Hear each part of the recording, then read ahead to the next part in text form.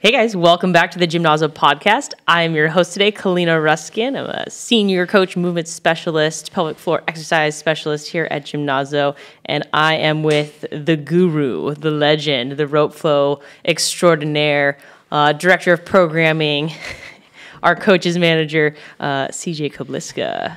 What's happening, Coach? Thanks for that intro. Of course. Today we are talking about training the aging population, training older clients. When we say older clients, what do you think of? How old are we talking here? Because we're gonna get a lot of flack for putting old out there. Yeah. Originally, I thought like 50 was old. Now I'm gonna say like 100. Oh, I think nice. 100's old. If you're not 100, you're still a kid. I love it.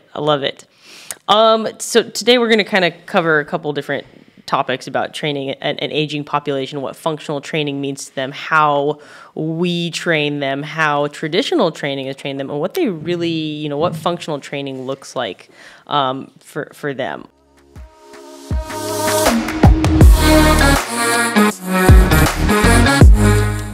What would you say, as we dive into this, to get us just kicked off here, what would you say are some generic traditional methods of training an older population? Like, what do you think of what comes to mind, when I see commercials, like for how to exercise after 50, after 60? Oh man, there's a very distinct visual that came in. I see sitting in a chair, a bunch of lines looking towards the front of a room in a very dry space, standing up, sitting down, standing up, sitting down. Raise your hands overhead, reach them to the side, sit back down, stand back up. Very boring, monotonous, functional, but not very dynamic and not very explosive at all. Very slow, very controlled, very safe, secure movement patterns. And almost like a little bit of fear of doing anything else but that. That's what I imagine. That's what I originally learned it to be. Training in a pool. Yeah, oh yeah. Water aerobics, all that. Like, let's not have any impact training whatsoever. We hear all the time, like, hey guys, just don't get older. It hurts. Everything hurts when I age. What do you say to that person who's like, you should stop training or stop doing things as you age? I'm going to go as hard as possible until I can't anymore. I think like, okay, if I hit 30, I'm good. If I hit 40, I'm still going hard. If I make it to 50, great. If I don't make it to 50, at least I lived a good life. Push. Be excited. I think my view of aging has shifted since talking to individuals and working with them over the years. I took a geriatrics class at Cal Poly, and it was like how to train older people, and that was like literally what it was called. And it was like, oh God, I don't want to get older. Like, it scared me. Like, this is what happens when you get older, and I had a complete idea that I didn't want to serve that population at all. And since working with people here at Gymnazo and seeing them actually get younger, seeing them 60 or 70, even 80, 85 years old saying, oh my gosh, I feel like I'm moving better than I did 20 or 30 years ago. It's like, there's hope here. There's an opportunity to transform and get younger. Well, yeah, it's a great touch point. So when you saw, when we think of these quote unquote traditional methods for training an aging population, it seems kind of boring. Seems very, very linear, very, like we said, safe and secure. But we know they still want to live their life. Like, you don't hit a certain age, all of a sudden you're like, sit down, don't do anything ever again. Like, you still want to be able. We have such an amazing clientele who they continue to want to strive to accomplish things as they age, and they've viewed fitness in such a different capacity as they get older. It becomes less about performance training, less about I want to do as much weight as possible, I want to run as fast as I can, and more about how can I just straight move better. How do we, and as the director of programming, especially for some of our G1 levels, which does work with a lot more of our older population or age demographic, what goes into your thought process when you're training, when you're designing these programs? How are you designing it? Like, what do you have in mind? That's such a fun question. It comes from years of having conversations with people who are over the age of 50, 60, 70 years old in one-on-one and group settings. And what I've found is that they're very capable still. We may need to shift from performance in terms of like high impact and as fast as possible, as heavy and as quick, as you can move. and more so like searching for fluidity and availability for movement. So got to think about like what does somebody at that age want to do? And there's so many different variables. You know, people like to travel. So you got to think about, okay, walking upstairs, downstairs, carrying stuff like a duffel bag or like your luggage. You got to put it in your overhead bin. You got to sit down in a tight space for a couple hours. You got to stand up. Maybe you want to go and you're enjoying your retirement and you're going to go snorkeling and you want to go on a boat and you want to be able to balance on something that's moving. You want to go on a hike and there's rocky surfaces. You want to go for a walk and there's cars around, people around. You got to react to your environment. You want to go to Costco and pick up a 24-pack of water bottles. Maybe you got a dog, maybe you got a cat. You got dog food, cat food you got to pick up, and you don't want anybody to help you. You know, you got grandkids. You want to kick a soccer ball around. You want to throw a ball. You want to just be able to have fun doing your ADLs and not feel depressed because you can't just bend over and put something in a dryer. You got to have a top load because you can't bend and put it in the front load. Those simple little things. You got dishes you got to put away. Yeah. There's so many little things that we do in our daily life that if we're not training for them intentionally, over time we lose our ability to do them the way we want to do them or just have fun doing them. Now we don't look forward to just living our life because things hurt. And so we try to avoid it as long as possible. I think that kind of dives into that question a bit. But when I'm programming, I'm considering the body positions that I would love for our aging population to be able to visit. As simple as getting up off the ground, getting down on the ground, carrying your grandbaby around while having a conversation. Yeah. There's so many fun little things that if we can include that into programming, it opens up conversation. It opens up new options and novel experiences that I think as we age, no matter what age you are, we tend to avoid because we're afraid of hurting ourselves or we're afraid of failing. And as a kid, somebody who's under the age of 30, we don't really think about those things. We just go do stuff. But once we start to, get into the work environment, we got a full-time job, we got kids to take care of, we stop focusing on what we want to do and we start focusing on how we need to serve the people around us. And I think that adds up over time and we forget about how fun it is just to be because we're so much in our head about what we cannot do versus exploring what we can do. Yeah. I think so many of our members love coming here because, the first thing they say is, I had so much fun doing that. They don't feel like they're really working out until the next day. And they're like, oh my gosh, I'm so sore.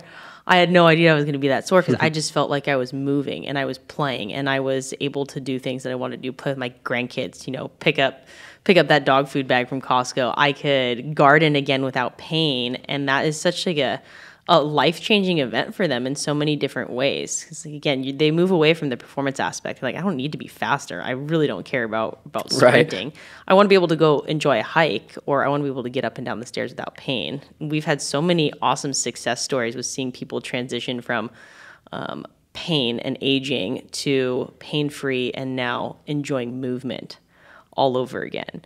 It's a beautiful sight to see too. It's, seeing somebody come in for the first time, maybe they've never done a workout program, right? How many people have we seen come in that are over the age of 50, 60 that are like, yeah, it's been probably 10 to 15 years since I've done any kind of organized training or been part of a community that trains. I go for walks. I travel. Yeah. But if we don't add those extra little pieces, we tend to degenerate as opposed to regenerate, and continue to build new neurons and feel more connected to our body. We tend to lose that, and all of a sudden we start losing our balance. We start thinking, oh no, I'm getting older versus, yeah, I'm getting wiser. Yeah. Have you noticed cognitive function is not something that we always talk about or associate with fitness and the benefits of cognitive function with complex exercise? There's actually a really cool TED Talk about how movement training and complex exercise actually increases your brain cognitive function. It keeps all the synapses firing, as opposed to just walking on a treadmill or just doing, something like a basic bicep curl or restricted equipment, because that complexity of movement keeps everything firing. So actually, even in women, they say it helps not eliminate, but it can delay the onset of things like dementia, which is huge later on. Because, like how many times do we hear like, oh my gosh, I'm not coordinated anymore. But all of a sudden, it takes just a little bit, like okay, we just have to practice this and then get into it. And then all of a sudden they're like, whoa, I can do that again. And it's pretty cool for them. I did want to dive into a little bit of some typical exercise and training methodologies that you have for training specific, your ADLs, your everyday, all day activities. Yeah, it's basically all day activities. Everyday activities, like getting up off the floor. That is something that, as we age, we just don't want to do anymore. Hurts our knees, hurts our back. It's uncomfortable to get up and down. But if you have a grandbaby, you want to get up and down. You want to get on the floor and play with them. Getting up, getting down is the hardest part. Where do you start with training somebody who says, I have chronic knee pain, but I want to be able to get up and down off the floor? It's such a fascinating thing to witness somebody from a kneeling position or a seated position that is not comfortable getting up off the floor, and how they communicate to their body to get up. And so what I mean by that is somebody who's young, fit, active, they don't really think too much. They just do the stuff. You see somebody sit on the ground who's pretty active, they'll just kind of roll up like it was nothing. But you get somebody who hasn't been training for a decade, or maybe never has intentionally, and you ask them to do that, they look for something to hold on to and to lift them up, and they struggle with it. And it's not that they're not strong enough. It's that they're not able to communicate to their hands and their feet and their essentially how their bones are stacking on each other to do the task efficiently. So what I see somebody do, like from a one-sided kneeling position, let's say they're right kneeling, so their left foot's on the ground, their right knee is down, and I say, all right, stand up. What they try to do is go straight up, and they may not have the strength to go straight up because they haven't required their body to do that. They've had something nearby that's been able to help them leverage, which I think is great. But I want them to have that availability so that when they do have something nearby, it's like a piece of cake. And when they don't have something nearby, maybe it's a little bit more work, but they're confident in their ability to do it. And so what I watch for is where their head goes over their foot. If they try to go straight up, there's no leverage. They try to drive off their back foot, and typically so if they're right kneeling, their right knee and right quad are trying to fire to push them up, and they're not trying to root their left foot in the ground. But when I have them just say, hey, go ahead and drive your nose forward over your left foot and stand up, it's like a piece of cake. Mm-hmm. And it's because they've basically created this head over foot stability that creates leverage enough where now their bones say, all right, go vertical. And they're able to use that front foot to drive them upward. And so a lot of times if they're lacking that immediate attention to their head over foot position, I'll just have them do reps and reps and reps of that until they realize it's really easy to get off the ground. It's just they have to communicate to their body in such a way that gives them better leverage. Also from that, I mean, if you try to get up from a seated position, this is just kind of using the truth of how your body interacts with the forces around you. If you try to stand up from a seated position without moving your head forward, I think it's impossible, actually. You have to bring your head forward, which then loads up your posterior chain, and then you are able to pop up. Yeah. And so it's just kind of reintroducing these subconscious actions that we tend to lose as we age because we're not getting as many reps of that exact leverage. So I try to program in those specific little cues until it becomes subconscious. They're like, wow, I can go into a kneeling position from standing and not feel like I'm going to lose my balance. I can stand back up and I can be holding a load and just continuing to build that confidence back up until it becomes innate. One more thing I do is that people complain about is their balance sucks. Like, oh, my balance is so horrible, right? Yeah. It's the same kind of thing. If you're standing up with the foot shoulder width position and you try to just balance on one leg and don't move your head, you're going to fall back down to that same foot. But if you shift your head over the leg that's going to balance and then lift your leg, your balance is almost kind of free. You're stacked. And so just bringing that awareness to those positions, starting to give the confidence back into those individuals, they go, wait a second, it's this easy. I just need to pay attention to how I'm doing stuff. It carries over to all other aspects of their training. And now there's less fear, and it's more of a, how can I do this versus I can't do this. Yeah, exactly. I think that was one of my favorite things that we had done in one of our coaches' meetings was learning the balance dots. That you've talked about. So we have one at the back of our head and at the top of each foot. So when you're standing and you're upright, you're kind of I look at it as a triangle, right? You've got 2 feet grounded. Whether they're like in a stride stance or whether they're hip width apart, you have that triangle. So you're a stable base. But if, like you said, if you go to bounce on one foot, your head naturally is going to fall over to the foot that you're balancing on to stack those dots. It's like impossible. I love having people do this. Try and keep your head in the middle and then balance on one foot and like not stack those dots. You can't. It's so awkward with the body, you fall over. But even in gait, in our transition zones, when we walk, that head's going to travel over the foot that you're loading onto to push you off into that next phase. We just don't realize it. And when we walk, you're not saying, okay, ready, load TZ1, push off here, like load the next foot, your body just does it. But when you get into an exercise setting and then people go into lunge and they don't shift that weight forward or they don't shift that weight laterally, whatever direction they're trying to go, all of a sudden they're unstable and they like can't do it or they can't load tissues. But if you just bring that awareness to your clients, all of a sudden they go, whoa, my knee pain went away with that lunge because I shifted my weight and I loaded my hip, I loaded my foot, I loaded my hamstring.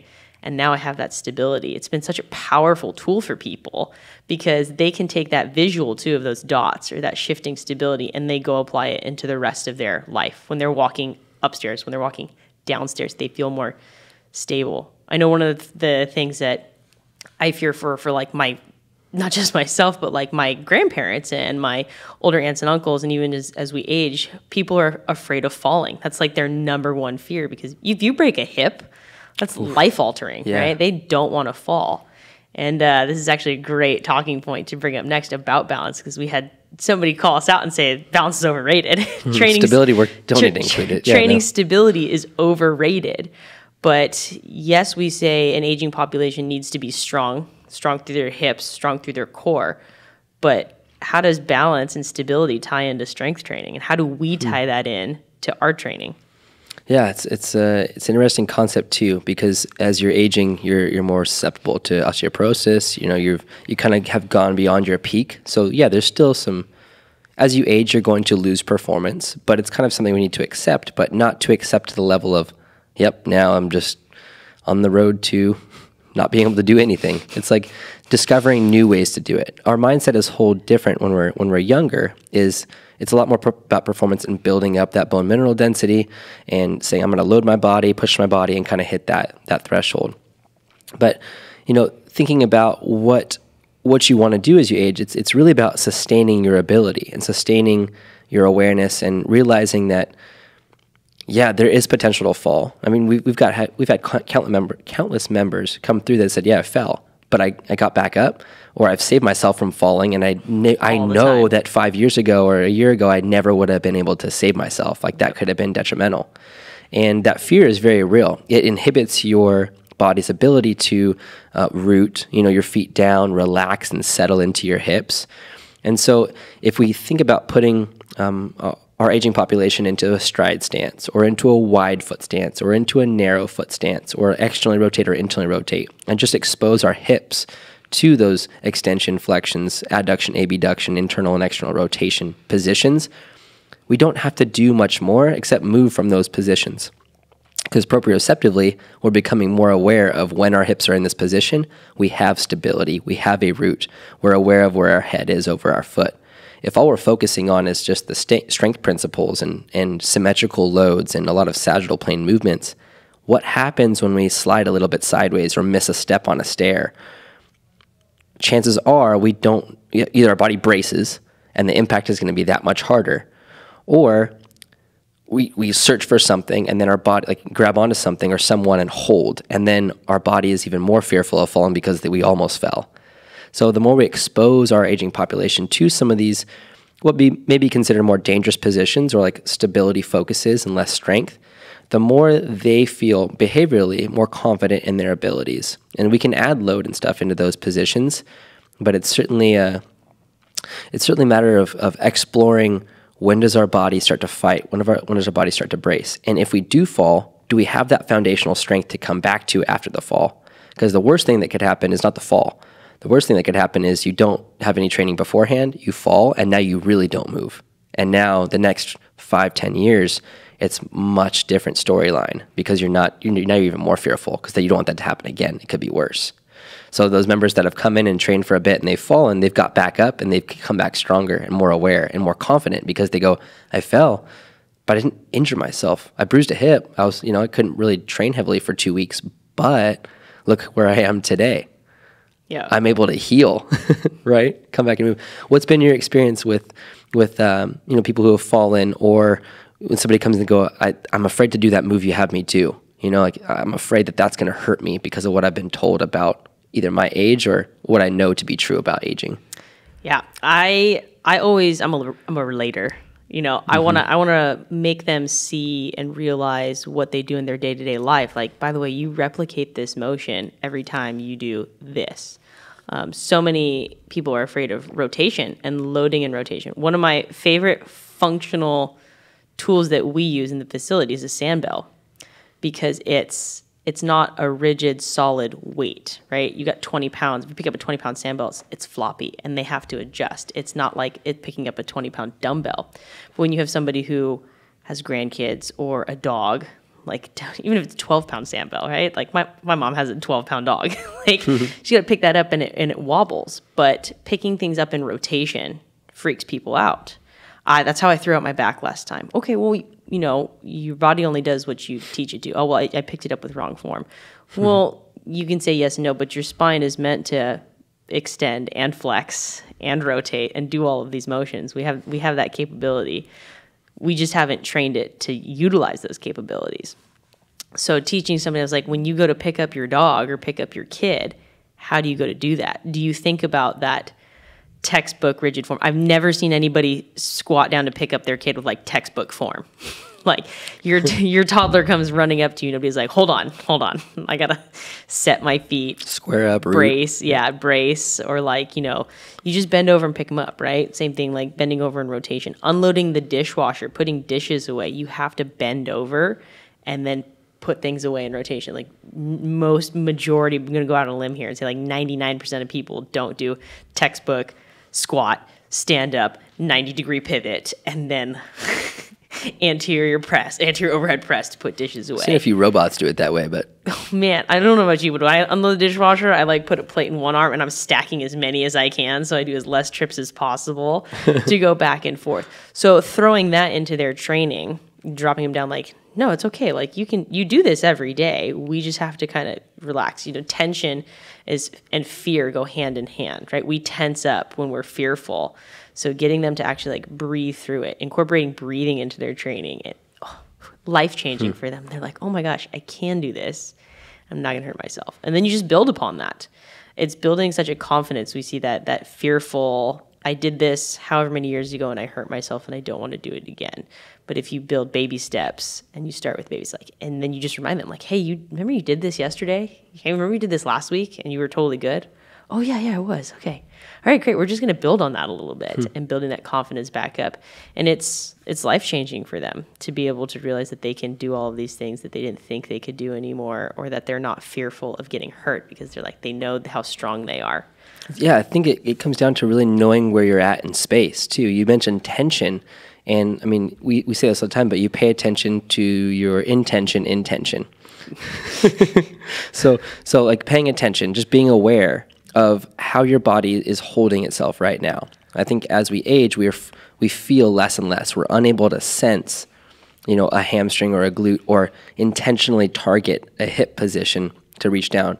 And it's less about, okay, I got to make sure I'm flexed. I have adduction and internal rotation to tweak in my hip so that my glute is loading. That's our job. Your job is simply to feel and then to act. And if you don't feel this tissue working when we're trying to intentionally, just reach down and pick something up, are you intentionally bracing your leg and just letting your lumbar spine bend over and do this? Or do you feel your foot pushing into the ground so that when you lift something up off the ground, as simple as you dropped your keys, it's light, but it's not about how much load. It's about how your body's in that position. When you go to reach, do you feel your foot pushing in the ground as you pop back up? Or do you feel your foot is like, I'm lifting off my heel and I almost fell over bending to grab something? So then every rep becomes either detrimental to your success because you're unaware of these things, and then over time is now overuse injury, or are you treating every rep, every time you bend over for something, to feel what you're doing, right? I think that's what's so important in our 3D movement. There's a buzzword of functional training and three-dimensional training and planes of motion. We utilize those tools, to expose our sphere and where we're strong, which is typically in front of us. Yeah. As we age, it gets stronger in front, and we start to bend forward, and we're like, somebody said my name behind me, and we go to say hello, but you don't just turn your head. You turn your whole body. You do like the quick pitter-patter, and you're like, oh, hey. Yeah, you turn back around. Versus like take a rotational step, turn your head. Like that's a big rotational movement that I think we as a kind of fitness fear of just unaware of what's going on, we say, hey, don't rotate. Versus like considering momentum and your tension in that momentum. Like, are you twisting too fast? And when was the last time you did that? Was it like 3 weeks ago, 6 weeks ago? Or did you do that in your training every day where your body knows like, I know what happens when I turn my head that way? Yeah. Or you're sitting in the car and you go to back up and you're like, oh, I kinked my neck. I can't turn now. I got to turn my whole body. And like, oh God, I don't want to rotate. You know, there's these little things that we talk about, but I think isn't talked about generally. And people just kind of assume that that's part of aging. But we become so aware of it as we try to move laterally, try to move rotationally, and invite that fear to become present so that we can work with it and pay attention to how we're intending to move through that tension and realizing, whoa, something kind of felt funky or hurt. Now, is your internal narrative saying, oh, it's because I'm aging, I'm getting old, and that's just how it is? My knee pain is just because I'm getting older? Or is it because I haven't done anything like this recently? And our job as trainers, as coaches, as therapists, as doctors is to open this narrative and bring in the beauty of experience and going, did you pay attention to that knee pain? It's not you. It's telling you something about maybe what we need to work towards. You know, there's progression opportunities versus saying, let's just not do that anymore. Let's avoid it. Yeah. The more we avoid stuff, the more fear we develop. I love it. I want to hear one of your favorite success stories. You've been so successful with so many different clients over a vast different age group, but one of my favorite questions that we get on like our intake form, we ask people it says, if you were pain-free, what would you do tomorrow? You know, what's the first thing that you do? And take us through your favorite or one of your favorite success stories for somebody who came in that was older, that was their thing. You're like, we're getting you there. Yeah, there's one individual, and I know you've worked with him as well. I don't know how young he is, but he definitely got younger as he progressed. But he came in walking with a cane, very stiff-legged. Ankles didn't move, knees didn't move. Big old smile on his face, like he really has enjoyed his life. And he wanted to do group training. Yep. And our entry level is pretty simple, but it still involves lunges, squats, pushes, pulls, locomotion, vertimotion to an extent, and lifting and reaching. And so when he walked in, I was like, man, this is gonna take some work, because you can't just jump in and do some lunges because his knees don't want to bend. He's walking with stilts. But his attitude was like, I'm here, I want to be part of this group. And so he's like, I'm doing group training. Yeah. And I remember the first, maybe it was 2 or 3 months, always next to a wall, or next to something that was grounded and very sturdy, or maybe a mobility stick, but even that was too dynamically unstable. Yeah. Because it moves like, oh, if I'm going over, it's going with me. It's like a long cane. So he did all 6 stations pretty much next to the wall. Yep. And every lunge looked like a forward step, like a baby's first step. It's like, oh, I'm going to lose balance, really wobbly. And, in a minute, maybe he got 4 steps forward. I was like, okay. We just got to keep on this trend and keep this success. Didn't hurt himself today, didn't fall over, got really wobbly. I spent a lot of time next to him to make sure that he didn't fall over. And, different swings and presses, it didn't look as quick or as fluid as other people in the class, but he was like, I'm here to get better. So he was already very motivated, which was nice. A lot of people don't come in very motivated, and then they fall into their lack of ability versus learning ability. Mm-hmm. And after that time, he started to spend less time away from the wall, or more time away from the wall, less time next to it. Started to get down prone, started to add some contralateral movements with the pulley system, pulling one hand and stepping the other foot back, and just building that coordination that we have when we're walking. But for whatever reason, when we break it down into its parts, it's very confusing, right? You're trying to give a signal to your hands and your feet. And did a few one-on-one sessions, did a few semi-private sessions, and then he started to lunge anteriorly, laterally, rotationally with just a little less wobble. And I was like, well, this is so profound. Like, think about getting out of your car and into your car and not even thinking about it.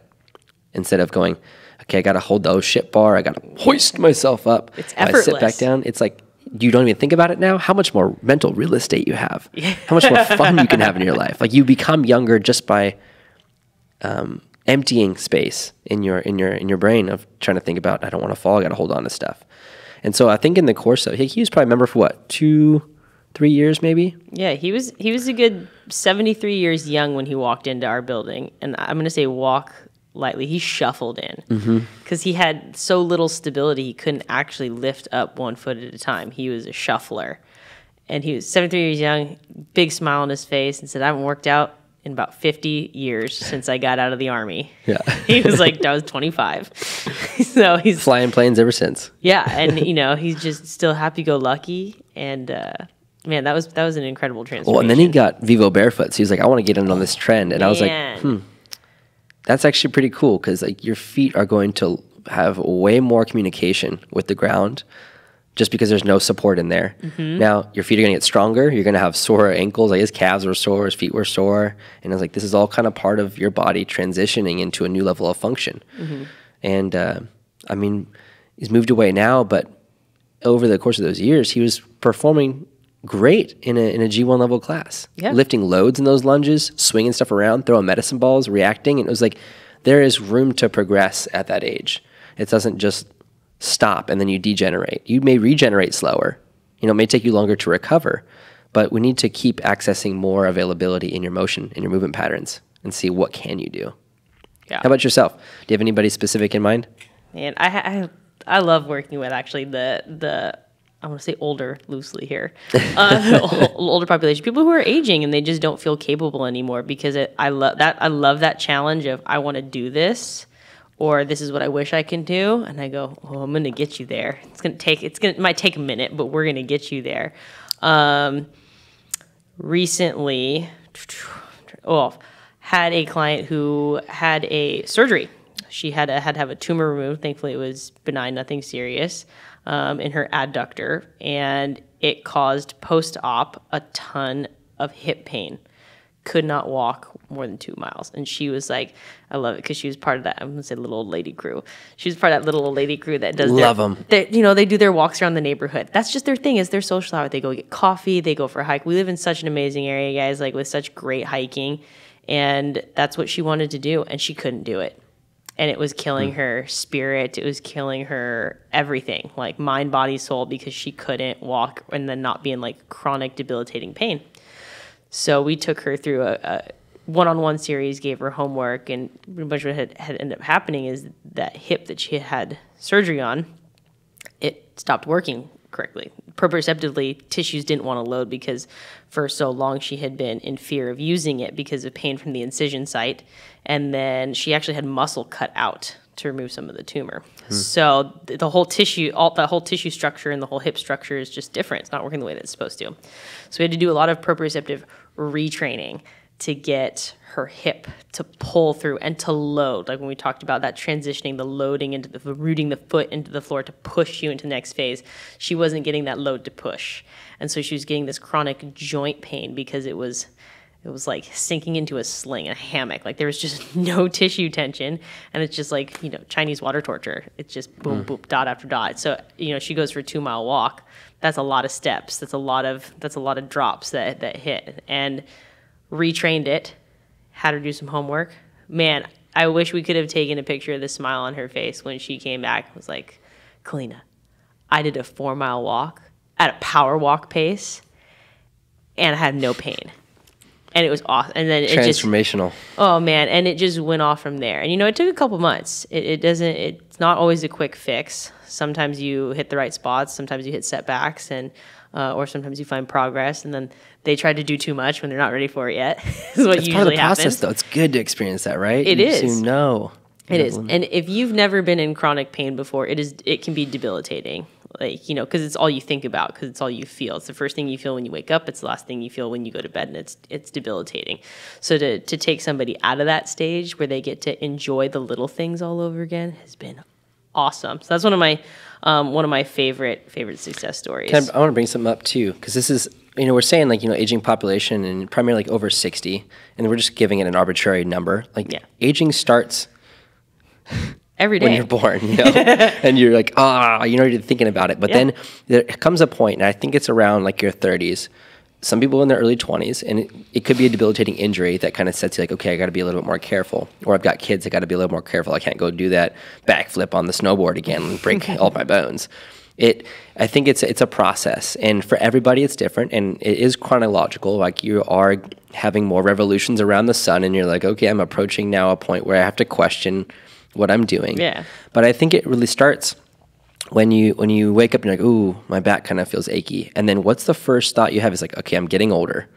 And then that just kind of starts this trickle effect of like, either I can't do this, or you recognize what you need to be shifting in your training so that you don't damage yourself, which I think is a very smart way to go, to recognize your biological aging and your mental aging, right? Yeah. But I think there's so many things that kind of build up in your 30s, 40s, 50s, 60s that you hit a point where you're like, this is just how life is. And a lot of it comes down to the accountability and the community you're a part of. Mm-hmm. And if you're seeing other people going through similar processes, you just assume that this is the path now. And you're going to keep coming down the stairs. And now you need to move to a place that doesn't have stairs. And now you need to do things that don't involve you being on a rocky surface. Mm-hmm. And you need to have more support in your shoes. And you're like, this is how it needs to go.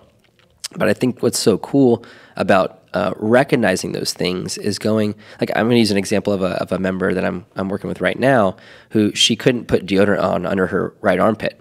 Yep. She went to lift her right arm. She's like, I have to like rub into my, like, just I have to keep my right arm down and rub. I can't like lift my right arm up and I was like, that's such a rough experience. Then every day you're reminded of your aging, but it's not your aging, it's your shoulders' lack of ability to use your thoracic spine and your hips. Like, there's something not communicating. And you know, in a few months' time, we kind of went through days that were really good. She could lift her arm up overhead, and other days where it was like, oh, it's really hurting me to lift. And we have to understand that we can't just go up.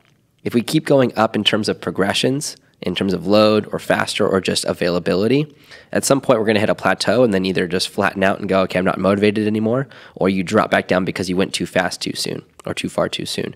So we need to understand that the path is 2 steps forward, 1 step back. Sometimes it's 5 steps forward for 3 days in a row, and you're like, I'm good. And then you go push it, and you're like, oh God, I'm back to square one. But what's so beautiful about the process in aging is that you go through more experiences. You become wiser of how your body's experiencing these things. And then you've got a coach that can communicate to you and listen to you of what you're experiencing, and we're going to work with you this day. What are you capable of this day? And over time, you're going to, in the end, look back and go, wow, I've had like 3-4 consecutive months where I just feel good, as opposed to every other day sucks. It's just in pain. And to have that shift, it creates a whole other personality. Like, you become less fearful. There's less anger and frustration with yourself. And then that carries out to your community and the people that you're around, the family members, your friends. And now you can go do the things you want to do. Yeah. You're not being reminded of your degeneration. You're being reminded of your power to regenerate and your power to get better and to continue to age successfully. Absolutely. Functionally. I love the saying, I'm as old as I've ever been and I'm as young as I'll ever be. Oh man, wow. Right? You got to I'm not getting any younger, so I got to keep moving and doing what I can until I can't. And then I have to modify. Doesn't mean you can't. I want to give you some props too. You're working with a gentleman that I've seen. I tell him he's got the Benjamin Button effect every time I see him. I'm like, how do you keep getting younger, man? Like, I just saw you like from square one, which is like, can't step forward without losing balance. Can't step backwards you can't step backwards. You can't step sideways. It's like, this is miserable. But I see growth. And I saw him the other day walking down from a 3-foot box, stepping down on a dorsiflexed wedge or a plantar flexed wedge with a Viper in his hands, and he did a side step coming down. I was like, damn, man, I'm going to see you on the mountain soon. You're just crushing it. Like, this is stuff I would give my people who are 20s and 30s. I know. He loves it. You're like 60, yeah. It's great because you see his face. You tell him, by the way, this is what you're going to do. And they look at you like, oh, you're fucking crazy. They're like, no way. You want me to do what? We're going to start small. But, to him, I say, do you carry groceries in and out of the house? Yeah.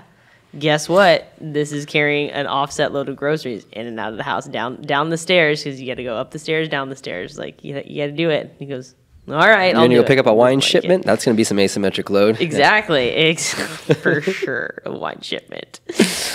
What advice and would you give what advice would you give trainers who are working with an older population that maybe haven't before? It's very different training a 25-year-old who wants athletic or performance gains versus training a 70-year-old who just wants to move better, who wants to get up and down the stairs, who wants to be able to get in and out of their car. What advice do you have for them, for those trainers?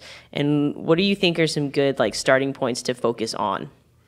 Number one is opening the conversation of know where your athlete, your client is on that day that they come in, that day one. What is it that they want to do? If it's a pain thing, what would they do if they're not in pain? You know, if they got knee pain and they want to go for walks, or they want to be able to squat and do yard work, whatever that thing is they want to do, understand those positions and understand when they're in pain. And if it's not really a pain thing, it's more of a fear thing, and they just need to build confidence, like they're afraid to do something, like maybe to jump, or they like to ski or snowboard or something, but they've avoided it now because they're afraid of falling. How can you incorporate some of that balance stuff that feels like boarding, where they feel more confident? Just know where your client is. I think that's most important versus pushing something on them right away. That way they know that you know what they would like to do or what they see. And a lot of times they don't have an answer for that. So, you know, they may just like, I just want to feel better. I don't want to be afraid of falling. Or they might have a story about a friend or a family member who's gone through something. And so understanding that is so important behaviorally, because now when you introduce something that looks like that or feels like that, it might bring up feelings of fear, resentment towards their aging, or towards training in general, or it might expose the pain that they're in. And as soon as you recognize those things, tell them it's going to be okay. Like, I see where you are. Like, we know a starting point, and take note of that, so that when you go to introduce movements that maybe what they want to do, like if they want to go hike, think about hiking, it needs to be uphill, downhill, or maybe on an uneven surface. Start to bring in just foundational stuff in those positions. I think knowing the position that they want to be able to access and what actions, if it's a lunge, a squat, a push-up pull, is it from the ground, is it carrying something, you know, get to know what their daily life is like. It's going to give you a better picture of where to take them. And you're going to have a much better conversation and relationship in that process, because you'll know where they started, and they'll know where they started and where they're going. So that every month, every few weeks, they'll look back and go like, oh, like I'm getting better, or I'm going more towards a path that I want to be. So if there's lack of alignment of where they see themselves and where they are, which is I think most of the case, like they think back to their glory days. I used to be able to throw a football a quarter mile kind of thing, you know. I have access to these things. Now I don't. What's going on? Start to bring them and introduce those things on initial range of motions, then medium range of motions, and then gradually add some more momentum or speed to them. Because I think a lot of times, you know, fearful of rotation. I can't rotate. Well, we can all rotate if we're walking, and maybe we're walking slow. And so we need to gradually bring more and more momentum to test their ability to stay rooted and stabilize. I think that's number one thing, is you want to expose the fear of maybe falling or where their thresholds are, and there's fear. So you want to know, can they move forward? Can they move backwards? Can they move sideways? And can they move rotationally? If we have that foundation, now we can start to expand upon it and trust that reps and consistency will continue to breed results. If we think that we're going to get results in 2 or 3 days, it's probably an unlikely expectation or unreal expectation. But if we think about every 4 weeks or something, meeting with them once or twice a week, giving them stuff to do at home, we're going to see progress. Trust the reps, trust the consistency. And I want to give one example of what I mean by this is I got a guy who's come in. He was a professor. He was a professor and was standing a lot while he was teaching, and he did this for years, and then retired. And what happened to his daily life and routine? He stopped standing. He started to sit more. Then his hip started to hurt. Then his knee started to hurt, and he had an ankle reconstruction, both knees, a hip redone, and a shoulder redone in the matter of 10 years. Shit, we haven't done very much in those years. Yeah. Where it's a lot of recovery. And as we age, it's a little bit longer to heal and recover. And we tend to become more fearful, or our body says, no, you can't do these things now, because we're very aware of these joints that we're in pain, and we don't want it to happen again. So you start simple. What can you do today? And let's just continue to push that envelope a little bit. Expand that box or that threshold of function. If you can take a step 2 feet in front of you, well, hey, let's maybe step a little bit higher 2 feet in front of us. And now let's step lower 2 feet in front of us. Now let's take away the height and maybe let's step 3 feet, maybe 2.5 feet. And it's like baby steps, but those small wins build up to become big wins. But definitely open the conversation. What does your client athlete want to do if they were not in pain or if they were to be younger? Yeah.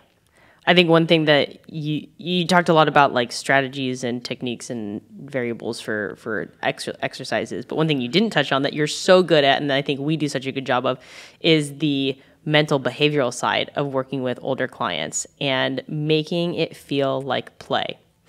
You know, we talked about the glory days. I love giving some of those clients, when I talk to them, you get to know them a little bit better. What did you do growing up? What sports did you play? And trickling in some of those old exercises, maybe not at the speed that they used to be, maybe not at the dynamic movement that it used to be, but trickling some of that back in so that they leave and they have this smile on their face like, man, I haven't done that in years.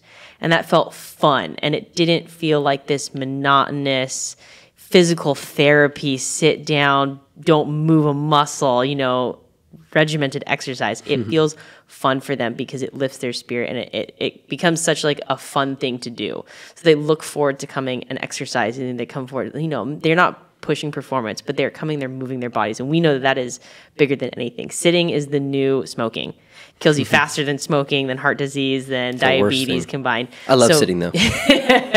So movement is so good for us as we continue to age. It doesn't have to be at the capacity that it used to, but it needs to be at some moderate level and something that's going to be fun. Because nobody wants to do something that's not fun. You can't stick with it. You lose clients. They don't want to come back if it's not fun. Oh, one study. I know we're running out of time, but there's one study. I'm going to kind of butcher all the things that happened in it, but go check it out. Essentially, they had these people living in a retirement community, or just essentially they were like 65 and over, and they were like assisted living actually. So not retirement, but it was assisted living, and they did the study where they like put everybody into this room for a few hours and played music of the times when they were younger. They put in like old telephones and just like colors and pictures and imagery and stuff that reminded them of their glory days. Let's say their 20s and 30s. And in the study, I don't know how long it was, but they looked at like fingernail length, or finger length, actually, not fingernails. And like they found that these people's fingers started to grow longer.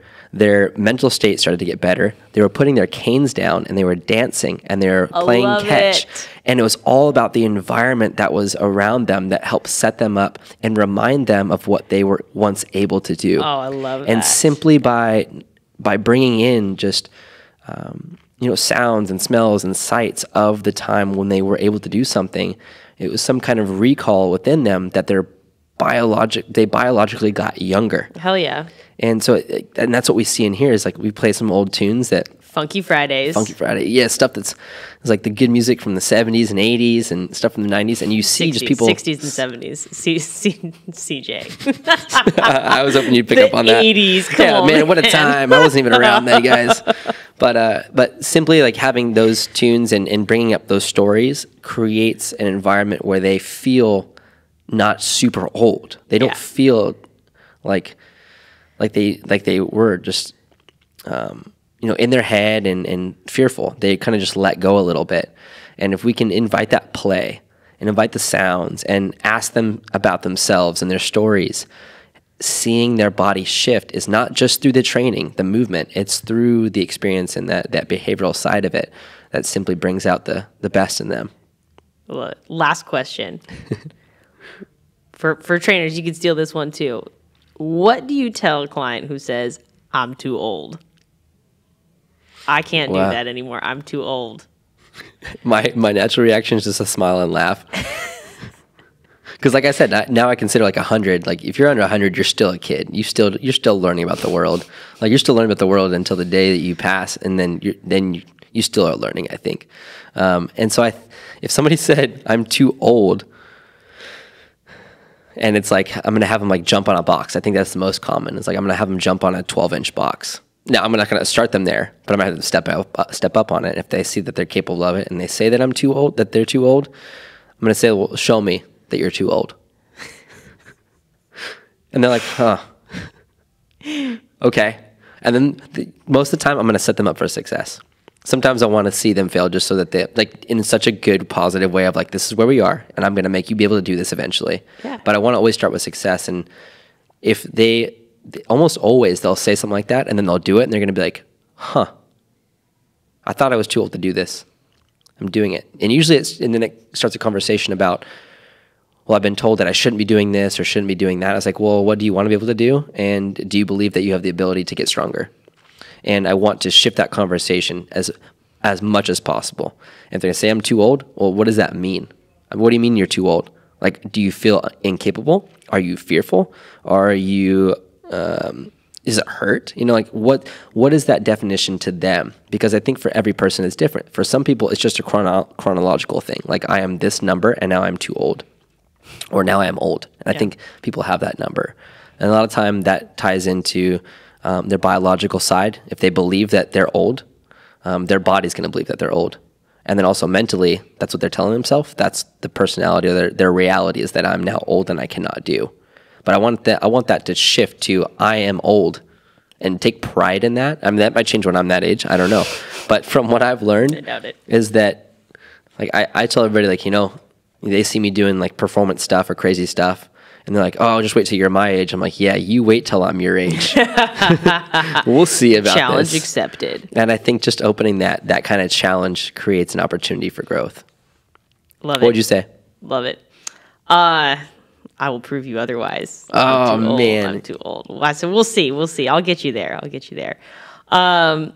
Guys, thanks for listening this afternoon, this evening, whenever you're cruising, listening to this.